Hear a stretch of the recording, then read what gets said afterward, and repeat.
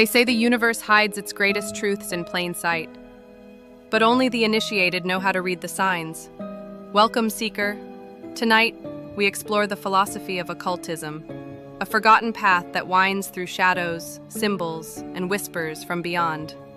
But before we summon ideas from the ether, ask yourself, what if the ghosts aren't haunting us? What if they're trying to teach us?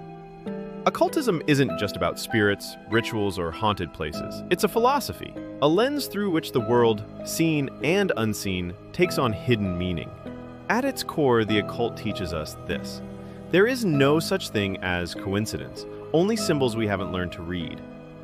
One of the oldest texts of occult philosophy, the Hermetic Corpus, whispers, "As above, so below. As within, so without." This isn't poetry, it's a blueprint. The same laws that govern the stars govern the soul. The entities we call spirits, reflections of our hidden selves, guides, guardians, or reminders of what we've forgotten. Let me tell you a story. In 1891, a scholar named Evelyn Moreau spent her nights translating forbidden texts from a crumbling monastery in eastern France. One evening, she claimed, a presence began to appear behind her in the mirror. Not malevolent, not terrifying, but watching. It would only appear when she opened certain books, ones that spoke of the soul's journey through layers of existence. She wrote, "It was not a haunting, it was a conversation." Moreau's tale isn't unique. Throughout history, occultists believed that spirits were not just echoes of the dead, but messengers between dimensions, teachers cloaked in mist. The tools of the occult, the tarot, the pendulum, the sigil, aren't just rituals. They're languages, ways of speaking with the unseen and listening to ourselves. Because the truth, the deepest hauntings are not in our houses, they're in our hearts. So what can we learn from the ghosts, the entities, the forces behind the veil? 1, they are not just there, they are us.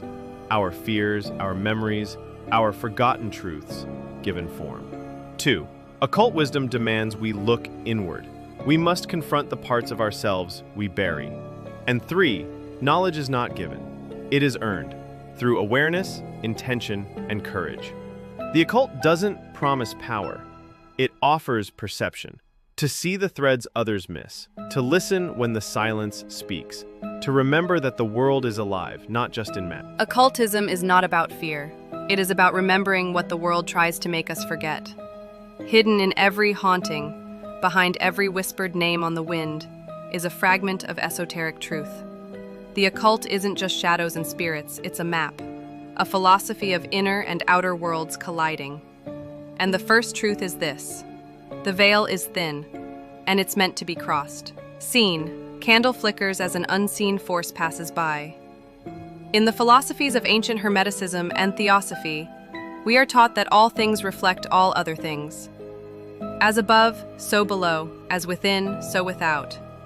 This isn't a metaphor, it's a law of spirit. The ghost in your hallway, the nightmare that repeats, the strange coincidence that haunts your bloodline, they're not random. They're reflections, fragments of hidden knowledge trying to rise. Occultism teaches that these entities we fear are lessons given form. Take the case of Helena Blavatsky, one of the first to bring esoteric Eastern and Western knowledge together. She claimed the spirits she encountered were not demons or lost souls, but ancient intelligences watching the evolution of human consciousness. Spirits, in the occult view, are often not bound to the past. They're messages sent to awaken your present. When you enter the world of occult philosophy, you begin to ask dangerous questions. What is a soul? Where does intention go when we die? Why do certain symbols feel familiar? These are not just curiosities, they're keys. Keys that unlock inner rooms you've never entered, and perhaps were never meant to open. But when you do, you don't just find answers, you find your shadow.